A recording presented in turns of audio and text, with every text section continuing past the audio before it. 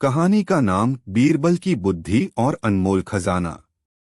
एक बार की बात है, अकबर अपने दरबार में बैठे हुए थे जब एक घुमंतू व्यापारी दरबार में आया।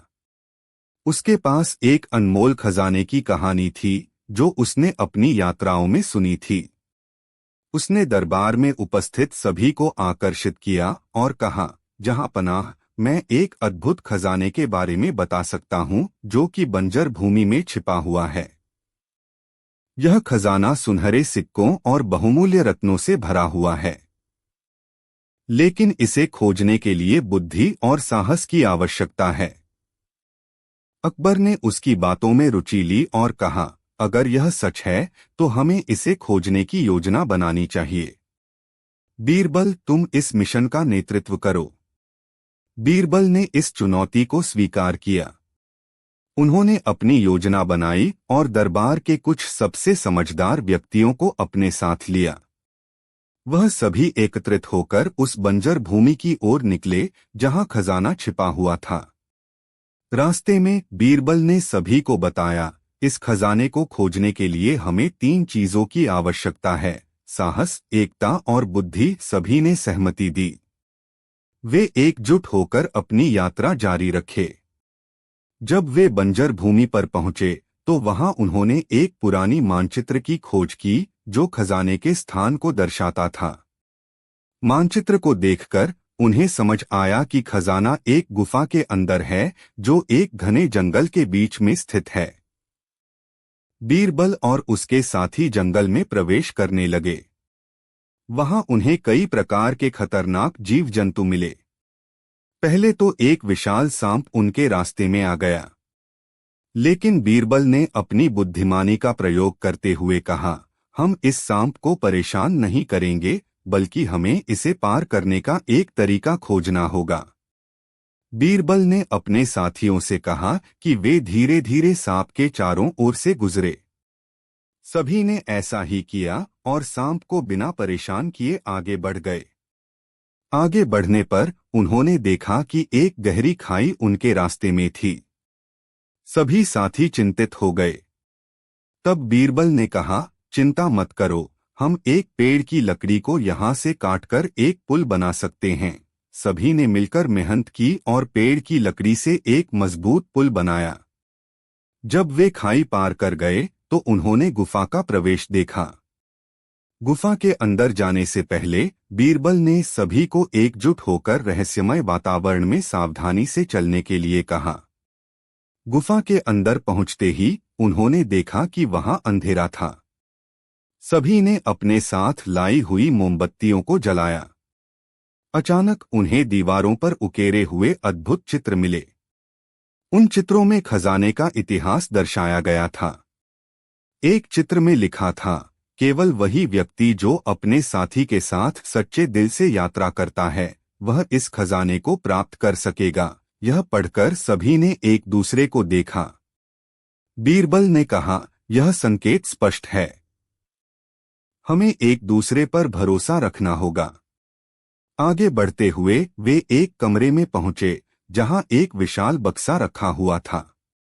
जब बीरबल ने बक्सा खोला तो उसके अंदर सोने के सिक्के, जवाहरात और अन्य अनमोल वस्तुएं थीं। सभी साथी खुशी से झूम उठे, लेकिन तभी उन्हें एहसास हुआ कि खजाना केवल भौतिक वस्तुएं नहीं है, बल्कि यह उनकी मित्रता और सहयोग की निशानी है।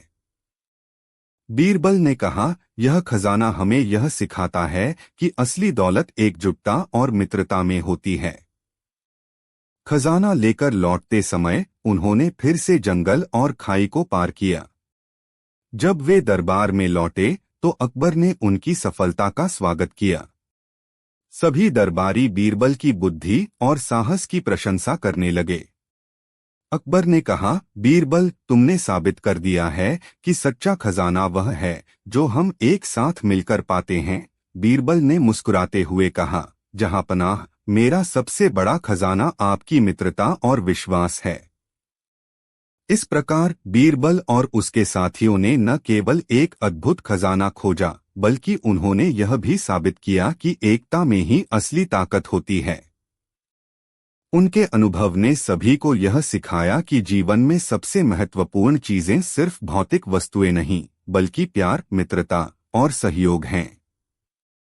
इस घटना के बाद अकबर ने सभी दरबारियों को एकजुट होने और मित्रता को महत्व देने की सलाह दी। उन्होंने एक नया नियम बनाया कि दरबार में सभी को एक दूसरे की मदद करनी चाहिए और सभी को एक परिवार की तरह रहना चाहिए। इस प्रकार बीरबल की बुद्धि और साहस ने एक नया अध्याय लिखा, जिसमें मित्रता और सहयोग का महत्व सबके सामने आया। दरबार में अब सभी लोग बीरबल की तरह एकजुट होकर कार्य करने लगे और उनकी मित्रता और समझदारी ने दरबार को एक नई पहचान दी। और इस तरह अकबर और बीरबल की कहानी एक प्रेरणा बन गई, जिसमें सच्चे खजाने का अर्थ समझाया गया, जो कि केवल सोने और जवाहरात में नहीं, बल्कि सच्ची मित्रता और सहयोग में छिपा हुआ है। बीरबल और अनमोल नुस्खा। एक दिन अकबर अपने दरबार में बैठे हुए थे, जब अचानक एक प्रसिद्ध रसोइया दरबार में आया। उसने कहा, जहां पनाह, मैं एक अद्भुत नुस्खा लेकर आया हूं जो आपकी सेहत और सौंदर्य दोनों को बढ़ाएगा। अकबर ने तुरंत उसे बुलवाया और पूछा, क्या है वह नुस्खा? रसोइये ने कहा, यह एक विशेष प्रकार का हलवा है, जिसे अगर सही तरीके से बनाया जाए तो यह न केवल स्वादिष्ट होता है, बल्कि इसके सेवन से बुद्धि और समझदारी भी बढ़ती है। अकबर ने यह सुनकर अपनी आंखों को चमकते हुए कहा, वाह, यह तो बहुत ही दिलचस्प है। लेकिन मुझे यकीन है कि इसे बनाने के लिए कुछ खास सामग्रियों की जरूरत होगी। रसोइये ने मुस्कुराते हुए कहा, जी हाँ, जहां पनाह, इसके लिए हमें एक अनमोल घटक चाहिए जो केवल 7 समुद्र पार के एक जादुई बाग में मिलता है। अकबर ने तुरंत बीरबल से कहा, बीरबल, तुम इस रसोइये को उस जादुई बाग तक ले जाओ। यह तुम्हारे लिए एक नई चुनौती है। बीरबल ने कहा, जहां पनाह, मैं अपनी जान की बाजी लगाकर भी इस काम को पूरा करूंगा। बीरबल और रसोइया ने यात्रा शुरू की। कई कठिनाइयों का सामना करते हुए वे जंगलों, पहाड़ों और नदियों को पार करते हुए अंततः उस जादुई बाग तक पहुंच गए। वहां उन्होंने अद्भुत पेड़ पौधे देखे और उन पौधों में से एक विशेष फूल की खोज शुरू की। जब वे उस फूल को खोजने लगे तो अचानक एक जादुई बाघ उनके सामने आ गया। बाघ ने कहा, तुम कौन हो और यहाँ क्या कर रहे हो? बीरबल ने साहस जुटाकर कहा, हम यहाँ एक विशेष नुस्खे के लिए उस अनमोल फूल की तलाश कर रहे हैं। बाघ ने सोचा और कहा, अगर तुम मुझसे एक पहेली सुलझा सको तो मैं तुम्हें उस फूल के पास जाने की अनुमति दूंगा। बाघ ने पहेली पूछी, वह क्या है जो सुबह 4 पैरों पर चलता है, दोपहर को 2 पैरों पर और शाम को 3 पैरों पर? बीरबल ने चुटकी लेते हुए कहा, यह मनुष्य है। बच्चा होने पर वह 4 पैरों पर चलता है, जवान होने पर 2 पैरों पर और बुढ़ापे में एक छड़ी लेकर 3 पैरों पर। बाघ ने उसकी बुद्धिमानी की तारीफ की और कहा, तुम सही हो, तुम उस फूल तक जा सकते हो। बीरबल और रसोइये ने फूल को खोजा और उसे लेकर वापस लौट पड़े।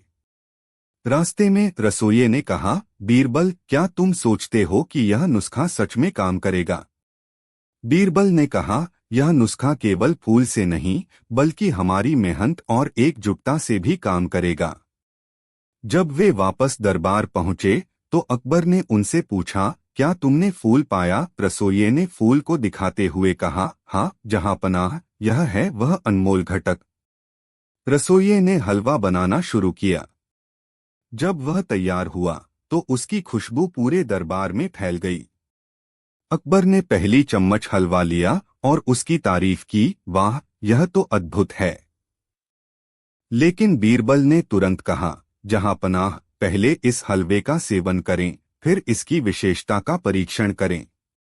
अकबर ने हलवा खाया और थोड़ी देर बाद उसने महसूस किया कि उसकी समझदारी और बुद्धि में वृद्धि हो रही है। सभी दरबारी भी उस हलवे का सेवन करने लगे और उन्होंने इसे बहुत पसंद किया। अकबर ने बीरबल से कहा, तुम्हारी बुद्धिमानी और साहस के लिए मैं तुम्हें इनाम दूंगा। बीरबल ने मुस्कुराते हुए कहा, जहांपनाह, मेरा सबसे बड़ा इनाम यही है कि हम सब एक साथ मिलकर कुछ अद्भुत कर सके। इस घटना के बाद दरबार में हलवे का बहुत महत्व हो गया और लोग बीरबल की बुद्धिमानी की चर्चा करने लगे। उन्होंने समझा कि सही नुस्खा सिर्फ खाने का नहीं, बल्कि समझदारी, मेहनत और सहयोग का भी होता है। इस प्रकार बीरबल ने साबित किया कि असली ताकत एकजुटता में होती है और जब हम सब मिलकर काम करते हैं तो हम किसी भी मुश्किल को पार कर सकते हैं। बीरबल और फेसबुक की कहानी। एक बार की बात है, बादशाह अकबर अपने दरबार में बैठे हुए थे। दरबार में सभी मंत्री और गणमान्य व्यक्ति उपस्थित थे। उस समय एक विदेशी व्यापारी जो भारत में अपने व्यापार के लिए आया था, अकबर के दरबार में पेश हुआ। उसने बादशाह से कहा, महाराज, मैं एक अनोखी चीज लेकर आया हूं जो आपके साम्राज्य को और भी महान बना देगी। बादशाह ने जिज्ञासा से पूछा, वह क्या चीज है? व्यापारी ने कहा, यह है फेसबुक। यह एक ऐसी संचार माध्यम है जिससे लोग एक दूसरे के साथ जुड़ सकते हैं, विचारों का आदान प्रदान कर सकते हैं और अपनी खुशियों को साझा कर सकते हैं। सभी दरबारी लोग आश्चर्यचकित थे। बादशाह ने व्यापारी से और जानकारी मांगी। व्यापारी ने बताया कि फेसबुक एक वेबसाइट है जहां लोग अपनी तस्वीरें, बातें और विचार साझा कर सकते हैं। यह एक ऐसा मंच है जहां हर कोई अपनी जिंदगी के पल साझा कर सकता है। बादशाह अकबर ने बीरबल को बुलाया और कहा, बीरबल, यह सुनो, हमें भी फेसबुक का उपयोग करना चाहिए। यह हमारे साम्राज्य को एकजुट करेगा। बीरबल मुस्कुराते हुए बोले, महाराज, फेसबुक का उपयोग कैसे किया जाएगा? क्या हमें इसे अपने दरबार में लाना चाहिए? बादशाह ने कहा, हाँ बीरबल, तुम इस कार्य को संभालो। बीरबल ने सोचा कि यह एक अनोखी चुनौती है। उन्होंने तुरंत एक योजना बनाई। उन्होंने दरबार में सभी लोगों को एकत्र किया और कहा, हम आज फेसबुक पर अपना खाता बनाएंगे, लेकिन इसके लिए हमें कुछ नियम तय करने होंगे। बीरबल ने दरबारी लोगों को समझाया कि फेसबुक पर कुछ भी लिखने से पहले उन्हें सुनिश्चित करना होगा कि वह सही और सच हो। इसके अलावा किसी की भी बात का मजाक नहीं उड़ाना चाहिए। फिर उन्होंने सभी को अपनी तस्वीरें साझा करने के लिए कहा, लेकिन बीरबल ने चतुराई से एक योजना बनाई। उन्होंने अपनी तस्वीर के साथ एक ऐसा मजेदार कैप्शन लिखा, मैं एक राजा हूं, लेकिन मेरा बगीचा बटेरों से भरा है। बादशाह अकबर ने जब बीरबल का पोस्ट देखा तो वह हंस पड़े और बोले, बीरबल, तुम्हारा यह कैप्शन बहुत मजेदार है। फिर बीरबल ने सभी दरबारी लोगों से कहा, आप भी अपनी तस्वीरें साझा करें, लेकिन कैप्शन ऐसा हो जो मजेदार हो। दरबारी लोगों ने अपनी अपनी तस्वीरें और मजेदार कैप्शन पोस्ट किए। एक दरबारी ने अपनी तस्वीर के साथ लिखा, मैंने सोचा था कि मैं बादशाह बनूंगा, लेकिन अब मैं बस एक मंत्री हूं। फिर एक और दरबारी ने लिखा, फेसबुक पर मित्र बनाना बहुत आसान है, लेकिन असली मित्र बनाना बहुत मुश्किल। धीरे धीरे फेसबुक पर सभी दरबारी हंसते खिलखिलाते रहे। उन्होंने एक दूसरे के पोस्ट पर टिप्पणियां करना शुरू कर दिया। बाद में दरबार में एक प्रतियोगिता आयोजित की गई कि कौन सबसे मजेदार पोस्ट लिखता है। इस प्रतियोगिता में बीरबल ने सभी को पीछे छोड़ दिया। उन्होंने अपने अगले पोस्ट में लिखा, फेसबुक पर मुझे समझ में नहीं आता, लोग तस्वीरें लेते हैं और उसे पोस्ट करते हैं, जबकि असली बटेर मेरे बगीचे में उड़ रहे हैं। इस पोस्ट पर सभी ने जमकर हंसी मजाक किया। धीरे धीरे फेसबुक की लोकप्रियता दरबार में बढ़ने लगी। अब सभी दरबारी और मंत्री एक दूसरे के साथ जुड़ने के लिए फेसबुक का इस्तेमाल करने लगे। एक दिन अचानक एक मंत्री ने बीरबल से कहा, बीरबल, क्या तुमने सुना? किसी ने फेसबुक पर लिखा है कि तुम राजमहल में छिपे हुए बटेरों के साथ पार्टी कर रहे हो। बीरबल ने मुस्कुराते हुए कहा, यह तो सिर्फ एक मजाक है, लेकिन अगर यह सच है तो मुझे आमंत्रित करना मत भूलना। सभी लोग हंस पड़े। बीरबल की चतुराई और हास्य ने दरबार को हमेशा के लिए एक नई दिशा दी।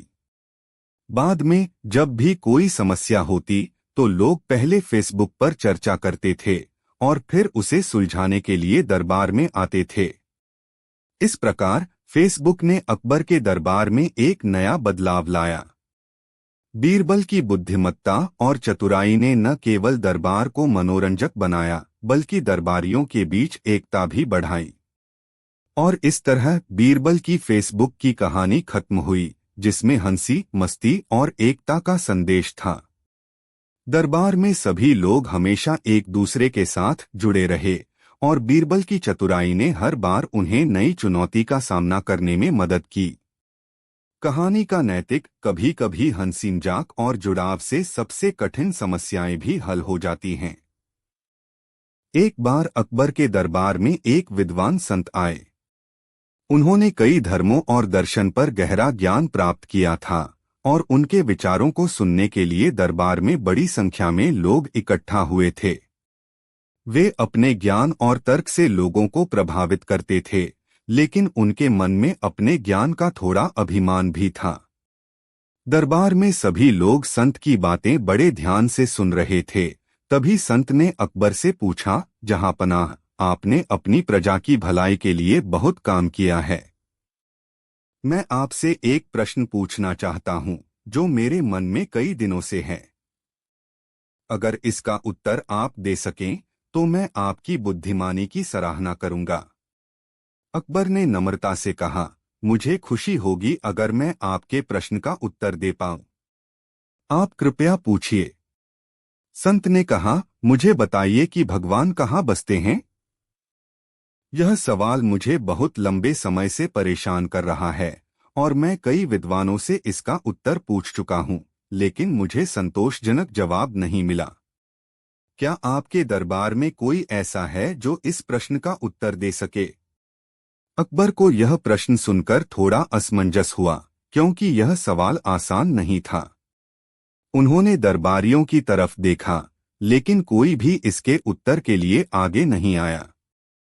सब सोच में पड़ गए कि भगवान कहाँ हैं, यह कैसे बताया जाए। तब अकबर ने बीरबल की ओर देखा और कहा, बीरबल, क्या तुम इस सवाल का जवाब दे सकते हो? बीरबल मुस्कुराए और बोले, जहांपनाह, मैं इस प्रश्न का उत्तर अवश्य दूंगा, लेकिन मुझे इसके लिए कुछ समय चाहिए। कल तक मैं इस सवाल का उत्तर जरूर दूंगा। अकबर ने बीरबल की बात मान ली और संत भी तैयार हो गए। अगले दिन बीरबल दरबार में पहुंचे और उनके साथ एक छोटा बच्चा भी था। दरबार में सभी लोग उत्सुकता से यह देखने के लिए जमा हुए थे कि बीरबल इस मुश्किल सवाल का जवाब कैसे देंगे। संत ने बीरबल से कहा, तो बीरबल, क्या तुमने मेरे सवाल का उत्तर ढूंढ लिया है? बीरबल ने विनम्रता से सिर झुकाया और कहा, हाँ संत महाराज, लेकिन इसके लिए मैं इस छोटे बच्चे की मदद लूंगा। संत हैरान हुए और बोले, बीरबल, भगवान का स्थान बताने के लिए एक छोटे बच्चे की मदद क्यों? बीरबल ने कहा, संत महाराज, कभी कभी हमें कठिन सवालों के जवाब सरलता से मिल सकते हैं, अगर हम उन्हें सही दृष्टिकोण से देखें। इस बच्चे को मैंने भगवान के बारे में कुछ बातें समझाई हैं और अब यह भगवान का स्थान बताएगा। बीरबल ने बच्चे से कहा, बेटा, तुम हमें बताओ कि भगवान कहाँ रहते हैं। बच्चे ने तुरंत उत्तर दिया, भगवान हर जगह हैं। वे हमारे दिल में हैं, हमारे चारों तरफ हैं और इस पूरी सृष्टि में हैं। संत ने बच्चे की बात सुनकर कहा, यह तो आम जवाब है, लेकिन मैं जानना चाहता हूं कि भगवान वास्तव में कहाँ बसते हैं। बीरबल ने मुस्कुराते हुए बच्चे से फिर पूछा, क्या तुम हमें दिखा सकते हो कि भगवान कहाँ रहते हैं? बच्चे ने अपने छोटे छोटे हाथों से अपने दिल की ओर इशारा किया और बोला, भगवान हमारे दिल में रहते हैं। जब हम किसी की मदद करते हैं, किसी के लिए अच्छा सोचते हैं या किसी के साथ प्यार से पेश आते हैं, तो भगवान वहीं होते हैं। यह सुनकर दरबार में एक पल के लिए सन्नाटा छा गया। संत ने सोचा कि यह जवाब कितना सरल और गहरा है, लेकिन फिर भी उन्होंने कहा, बीरबल, यह तो बहुत साधारण जवाब है। क्या तुम्हारे पास कोई और उदाहरण है जो मेरे सवाल का संतोषजनक जवाब दे सके? बीरबल ने शांत स्वर में कहा, संत महाराज, भगवान की सबसे बड़ी विशेषता यह है कि वे हर जगह होते हुए भी हर किसी के दिल में एक जैसी ममता और प्रेम से रहते हैं। वे हमारे भीतर तब बसते हैं जब हम सच्चाई, करुणा और ईमानदारी के रास्ते पर चलते हैं। यदि आप किसी निश्चित स्थान की बात कर रहे हैं, तो आप उनकी महिमा को सीमित कर रहे हैं। भगवान का कोई एक ठिकाना नहीं, वे हर उस इंसान के दिल में बसते हैं जो प्यार, दया और सद्भावना रखता है। संत ने बीरबल की बातों को ध्यान से सुना और उनके उत्तर से पूरी तरह संतुष्ट हो गए। उन्होंने कहा, बीरबल, तुमने मेरे मन के प्रश्न का उत्तर बहुत सरल और खूबसूरत ढंग से दिया। सचमुच भगवान हर उस जगह बसते हैं जहां सच्चे मन से उन्हें बुलाया जाता है, और हर उस दिल में रहते हैं जो प्रेम और करुणा से भरा हो। अकबर ने भी बीरबल की बुद्धिमानी की सराहना की और कहा, बीरबल, तुमने फिर से साबित कर दिया कि कठिन से कठिन सवाल का हल सच्चाई और सरलता से निकाला जा सकता है। तुमने न केवल संत का प्रश्न हल किया, बल्कि हमें भी यह सिखाया कि भगवान की उपस्थिति हर इंसान के दिल में होती है। इस तरह बीरबल की सरलता और समझदारी ने दरबार में मौजूद सभी लोगों को यह सिखाया कि भगवान को किसी विशेष स्थान पर नहीं ढूंढना चाहिए, बल्कि उनके होने का अनुभव अपने भीतर और चारों तरफ करना चाहिए। लाल कागज का टुकड़ा। अकबर के दरबार में एक दिन एक बड़ा ही अनोखा मामला आया। एक अमीर व्यापारी ने दरबार में हाजिर होकर बादशाह से फरियाद की, जहांपनाह, मेरे पास एक अनमोल खजाना था जिसे मैंने बड़े जतन से छुपा रखा था, परंतु कल रात मेरे खजाने का एक बड़ा हिस्सा चोरी हो गया।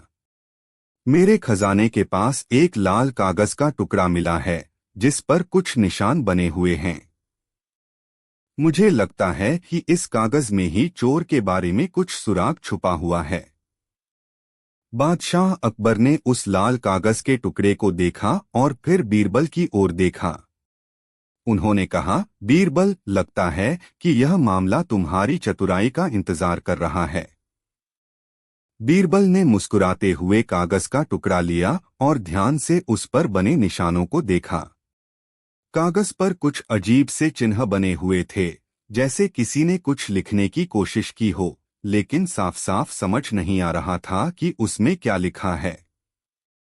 बीरबल ने कुछ देर सोचा और फिर व्यापारी से कहा, आप घबराइए मत, मुझे इस कागज के रहस्य को सुलझाने का एक तरीका सूझ रहा है।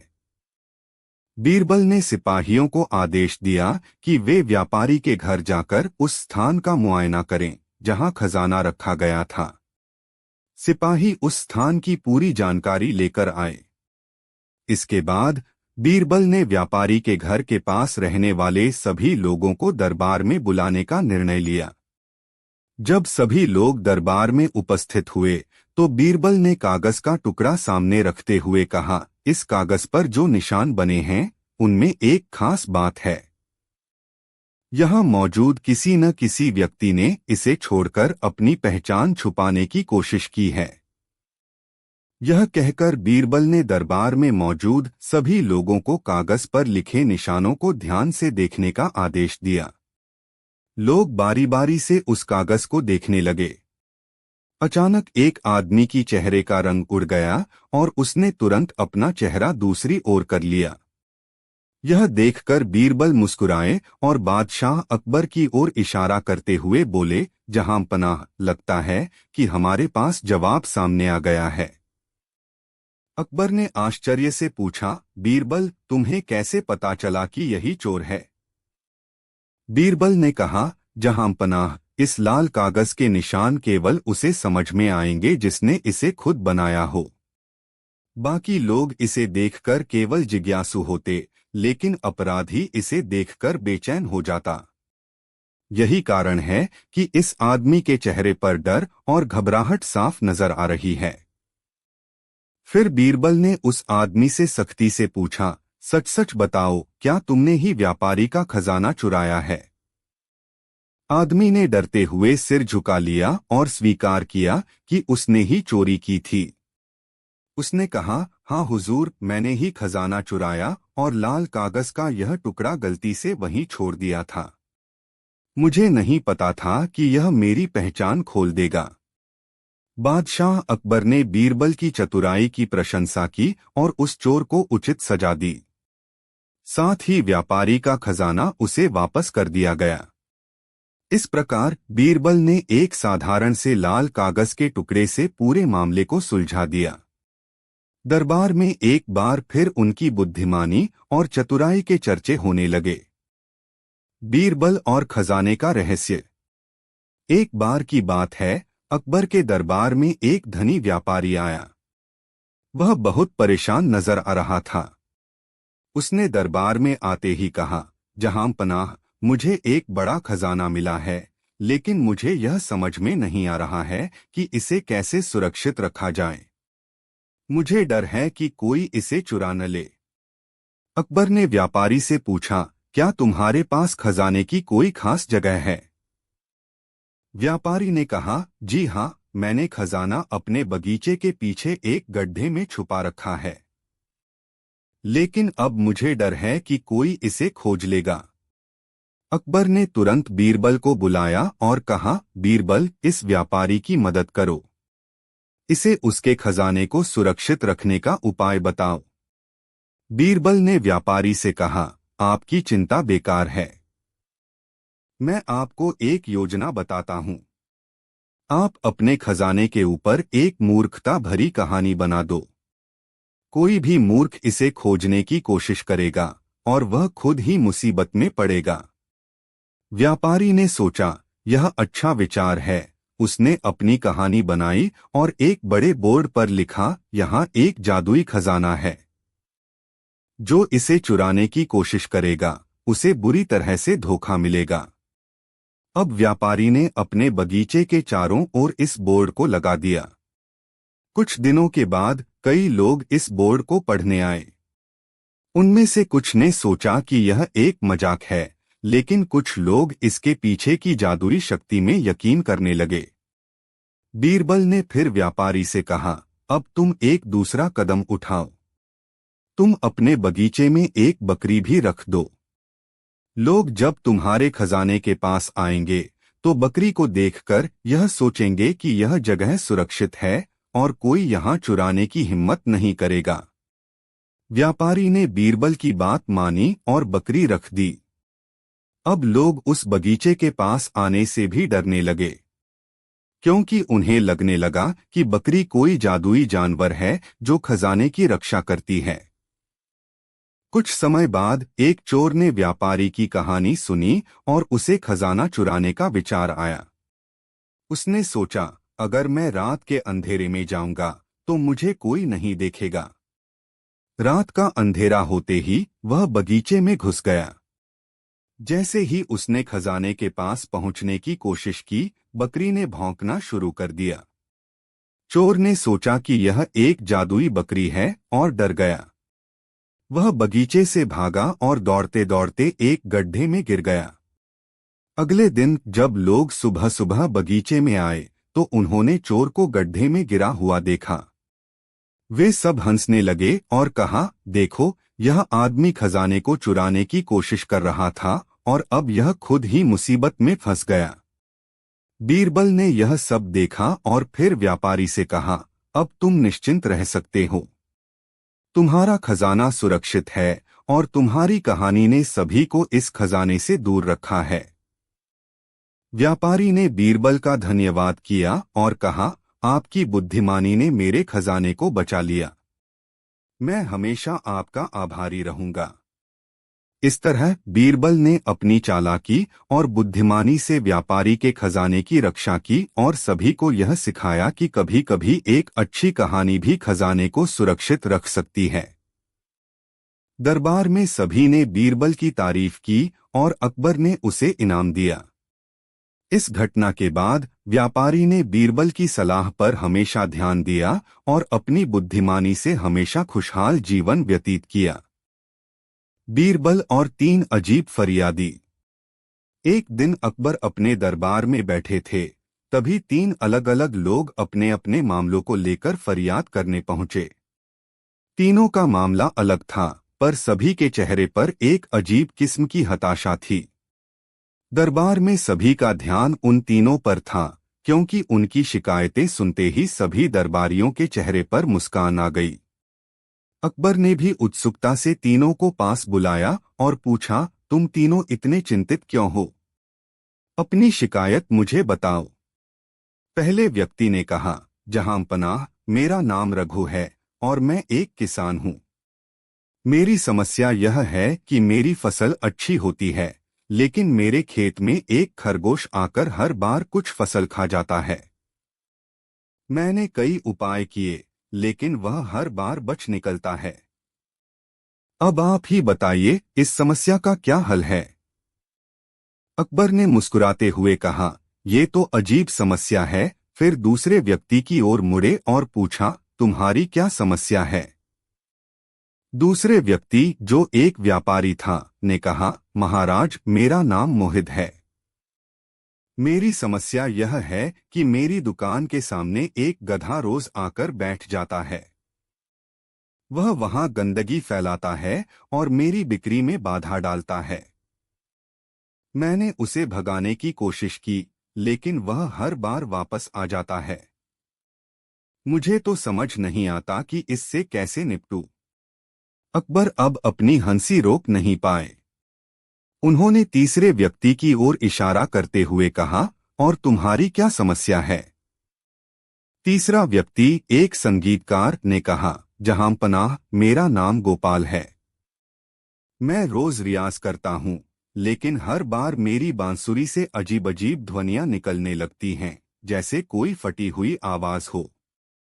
मैं अच्छी तरह से बांसुरी बजाता हूँ, लेकिन हर बार यह समस्या होती है।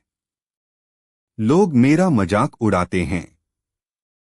अब अकबर भी उलझन में पड़ गए कि इन तीनों की अजीब समस्याओं का समाधान कैसे किया जाए।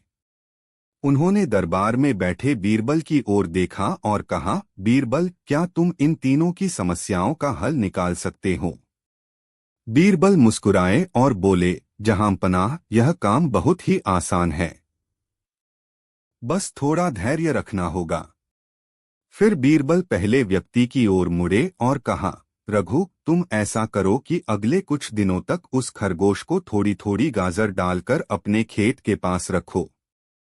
जब वह देखेगा कि उसे खाने के लिए हर दिन गाजर मिल रही है, तो वह तुम्हारी फसल को नुकसान नहीं पहुंचाएगा। वह भूख की वजह से तुम्हारी फसल पर आक्रमण करता था। गाजर खाकर वह संतुष्ट हो जाएगा।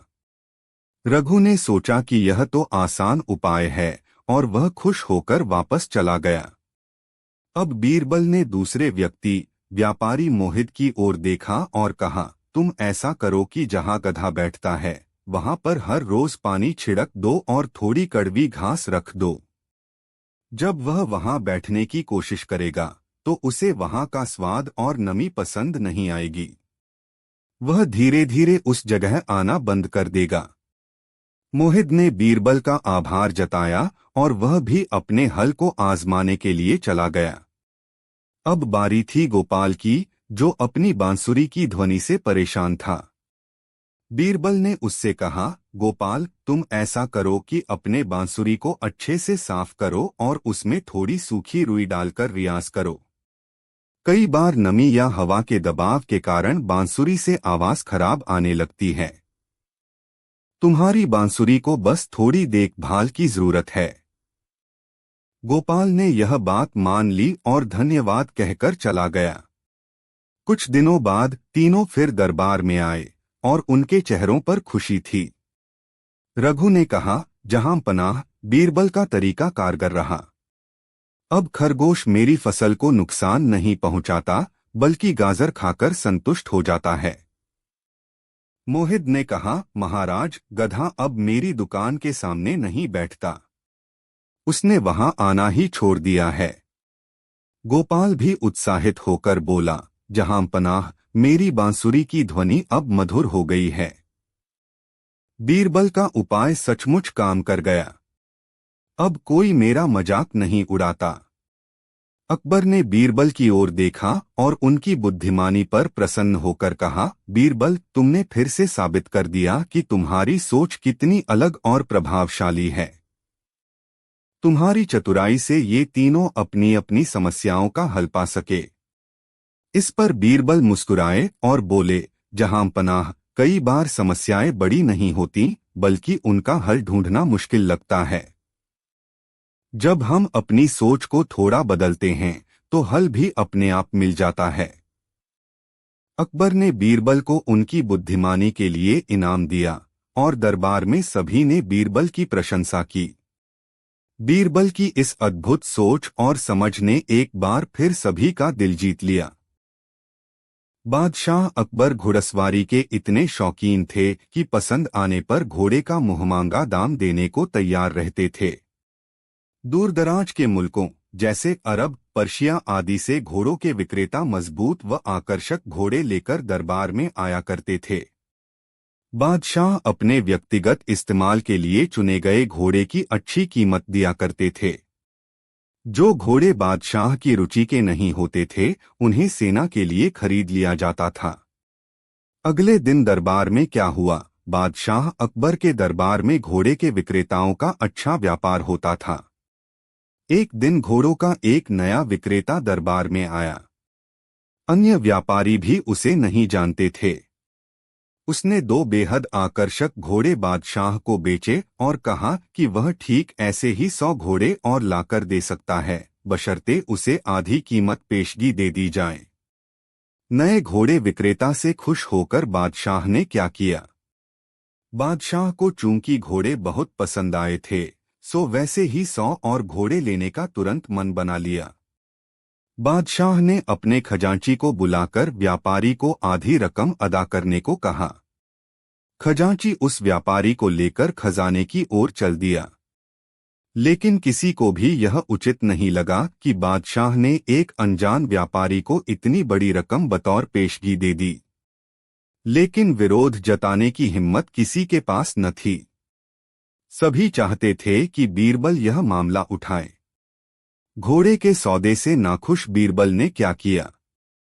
बीरबल भी इस सौदे से खुश न था। वह बोला, हुजूर, कल मुझे आपने शहर भर के मूर्खों की सूची बनाने को कहा था। मुझे खेद है कि उस सूची में आपका नाम सबसे ऊपर है। बादशाह अकबर का चेहरा मारे गुस्से के सुर्ख हो गया। उन्हें लगा कि बीरबल ने भरे दरबार में विदेशी मेहमानों के सामने उनका अपमान किया है। बीरबल के मूर्ख कहने पर बादशाह ने क्या किया?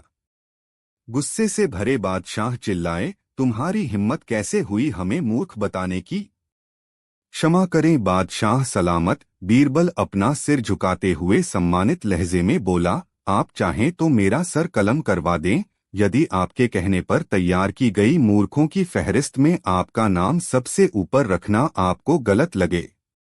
दरबार में ऐसा सन्नाटा छा गया कि सुई गिरे तो आवाज सुनाई दे जाए।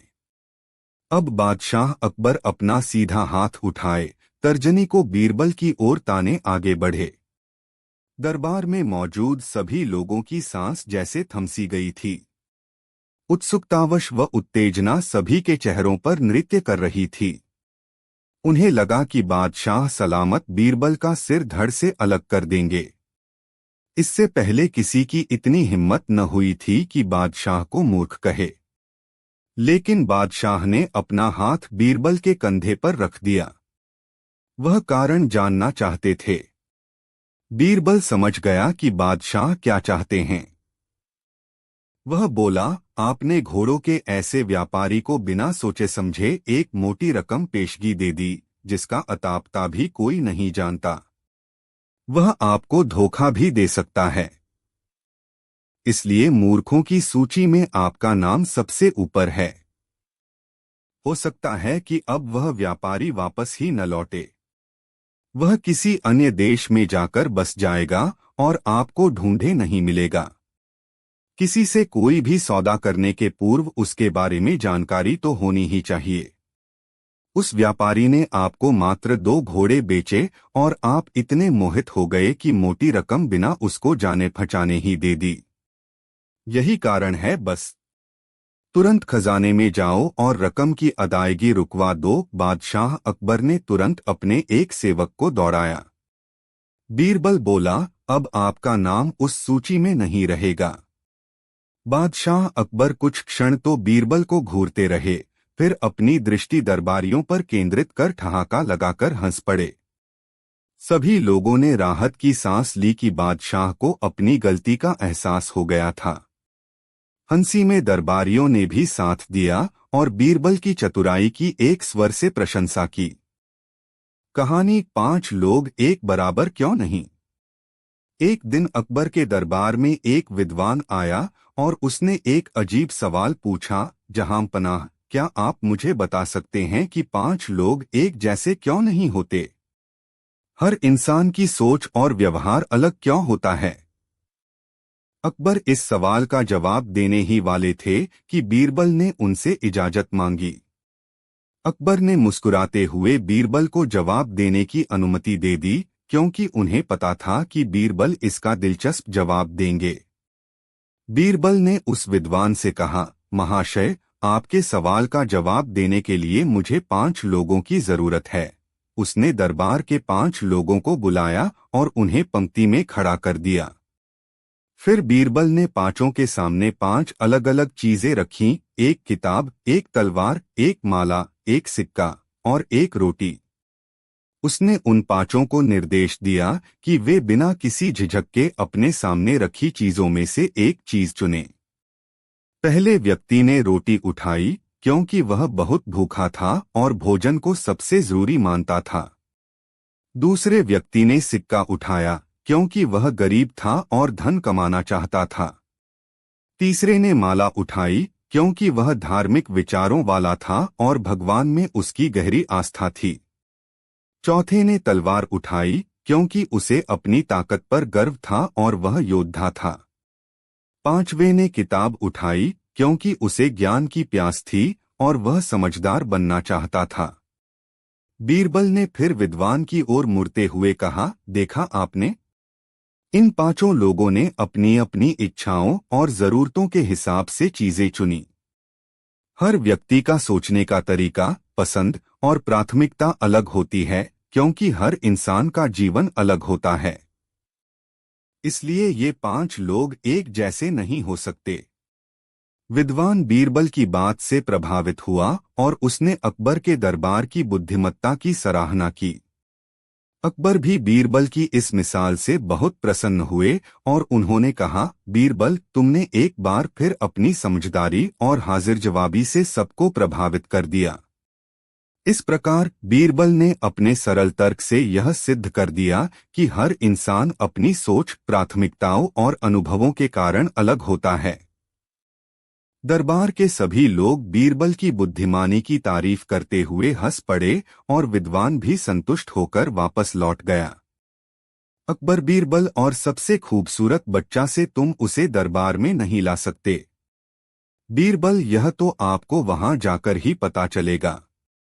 अकबर, ठीक है, फिर हम कल सुबह उस बच्चे को देखने जाएंगे। बीरबल, जहांपनाह, उस बच्चे को देखने जाने के लिए हमें भेष बदलना होगा। अकबर, उस बच्चे से मिलने के लिए हम यह भी कर लेंगे। अगले दिन सुबह अकबर और बीरबल भेष बदलकर उस बच्चे को देखने के लिए चले जाते हैं। बीरबल अकबर को एक झोपड़ी में लेकर जाता है, जहां एक छोटा सा बच्चा मिट्टी के साथ खेल रहा होता है। बीरबल उस बच्चे को दिखाते हुए कहता है कि वो रहा सबसे सुंदर बच्चा। अकबर, तुम्हारी यह हिम्मत कि तुमने एक बदसूरत और झोपड़ी में रहने वाले बच्चे को संसार का सबसे सुंदर बच्चा बता दिया। अकबर की बातें सुनकर बच्चा जोर जोर से रोने लगता है, जिसे सुनकर उसकी माँ झोपड़ी के अंदर से आती है और अकबर को गुस्से में कहती है, तुमने मेरे बच्चे को बदसूरत कैसे कह दिया? मेरा बच्चा संसार का सबसे सुंदर बच्चा है। अगर दोबारा मेरे बच्चे को बदसूरत कहा तो मैं तुम दोनों की हड्डी पसली एक कर दूंगी।